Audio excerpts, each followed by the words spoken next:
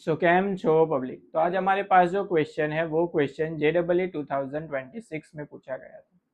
Question जो है वो है प्रोबेबिलिटी के चैप्टर में से। क्वेश्चन कुछ ऐसा है हमारे पास, from a lot containing 10 defective and 90 non defective bulbs, 8 bulbs are selected random one by one with replacement. Then the probability of getting at least 7 defective bulb is how much? अभी यहाँ पे question में सबसे पहले तो detail जो given है वो समझ लेते हैं कि डिटेल क्या है। टोटल बल्ब हमारे पास है 100, जिसमें से रैंडमली हमको सिलेक्ट करने हैं 8 बल्ब। 8 बल्ब सिलेक्ट करेंगे, उसमें से एटलीस्ट 7 तो डिफेक्टिव निकलने ही चाहिए। अगर 7 से ज्यादा हो तो भी चलेगा। तो यहाँ पे इस क्वेश्चन में हम यूज करने वाले हैं बायनोमियल डिस्ट्रीब्यूशन। तो जब भी आपके पास ऐसा क्वेश्चन आए जहाँ पे आपको एटलीस्ट कोई नंबर दिया गया हो एंड उसके अबो वैल्यू फाइंड आउट करनी है प्रोबेबिलिटी की, तब हम यूज करते हैं बायनोमियल डिस्ट्रीब्यूशन। सो सबसे पहले तो बायनोमियल डिस्ट्रीब्यूशन जो है उसकी फॉर्मूला लिख लेते हैं। बायनोमियल डिस्ट्रीब्यूशन जो है उसकी फॉर्मूला होती है probability for any X is equal to R, that is equal to N C R, P raise to R into Q raise to N minus R, ये उसकी फॉर्मूला है। अभी यहाँ पे टोटल फोर्सेस है, N है, R है, P and Q।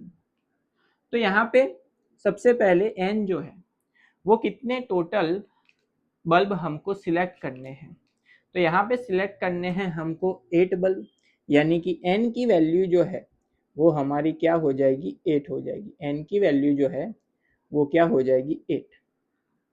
अब R मतलब यहाँ पे वैल्यू चेंज होगी। 7 के लिए फाइंड आउट करेंगे, 8 के लिए फाइंड आउट करेंगे।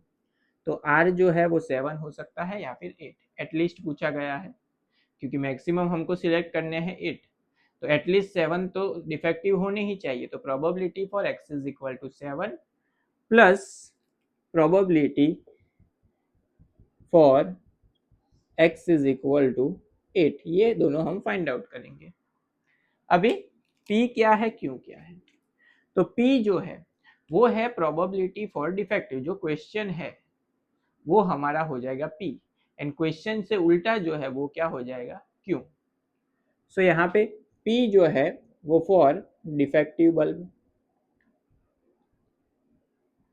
यानी कि टोटल बल्ब है हमारे पास 100, उसमें से डिफेक्टिव बल्ब सिलेक्ट होने के चांसेस कितने हैं, तो 10 डिफेक्टिव है, तो फेवरेबल आउटकम है 10, टोटल आउटकम है 100, तो 10/100 आंसर हो जाएगा 1/10। सेम उसी तरीके से Q जो है वो क्या होगा, इसका उल्टा, यानी कि नॉन डिफेक्टिव। सो यहाँ पे नॉन डिफेक्टिव बल्ब कितने हैं, 90 अपॉन टोटल बल्ब कितने हैं, 100, 0 0 कैंसिल, तो आंसर हो जाएगा 9/10। इन दोनों का अगर हम सम करें P plus Q is equal to क्या होता है, ऑलवेज 1 होता है, कॉम्प्लीमेंट्री इवेंट, 10th स्टैंडर्ड में आता था। अभी यहाँ पे वैल्यूज पुट करके सिंप्लीफिकेशन देख लेते हैं फॉर्मूला में।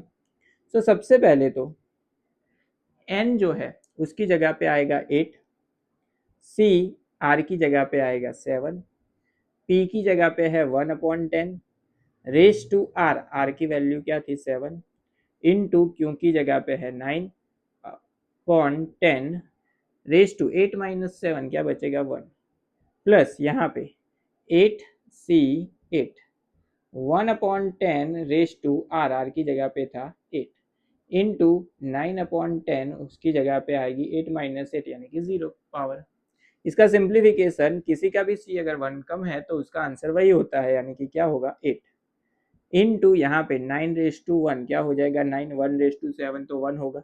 डिवीजन में 10/7 इंटू 10/1 टोटल होगा 10/8, प्लस यहाँ पे किसी का भी C अगर सेम है तो उसका आंसर 1 होगा, किसी का भी पावर 0 है तो वो आंसर होगा 1, 1 की 8 पावर यानी कि 1, तो ऊपर बचेगा 1 अपॉन डिवीजन में 10/8। इसका सिंप्लीफिकेशन LCM है 10/8, 9 इंटू 8 होगा 72 प्लस 1 यानी कि 73/10/8, ये होगा हमारा final answer for this given question. यानी कि टोटल 8 बल्ब जो हमको सिलेक्ट करने हैं उसमें 7 डिफेक्टिव निकले या फिर 8 डिफेक्टिव निकले, उसकी जो प्रोबेबिलिटी है वो होगी 73/10⁸ पावर। तो ये हो गया हमारा फाइनल आंसर।